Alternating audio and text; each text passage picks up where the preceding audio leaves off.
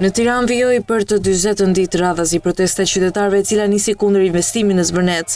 Dhe në vijim u shpallën kërkesat të tjera me kryesore ndërheqjen e kryeministrit Edi Rama. Siç thon pasdite, qytetarët u mblodhën në sheshin Skënderbej prej nga nisën marshimin drejt bulevardit Dëshmorët e Kombit dhe më pas mbajtën fjalime para kryeministrisë.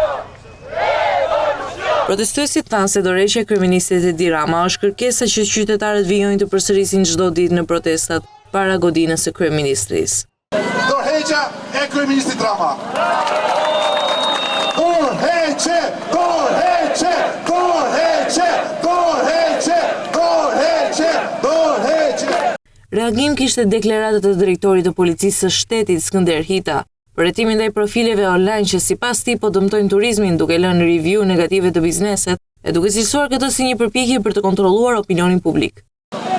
Unë doja t'i thoja drejtorit policisë, në vend që poshtë të thirrje qesharake, se po kthehesh në një lloj komunizmi digital, si ai i George Orwellit të 1984-s, do bëje mirë, t'i bëje thirrje patronazhistëve, ushtrisë të patronazhistëve që janë shihen ato potrumet e mive, që i ndërsylen qytetarëve e aktivistëve. Atyre bëje këtë thirrje.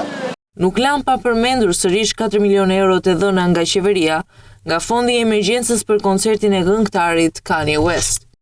Blendi Gonxha, kjo është skandali më i madh që keni bërë ndonjëherë.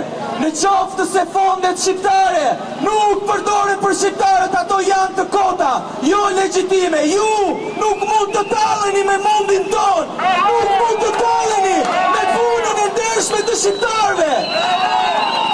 Pas fjalimeve para kryeministrisë, protestuesit marshuan në bulevardë dhe në rrugët kryesore të Tiranës.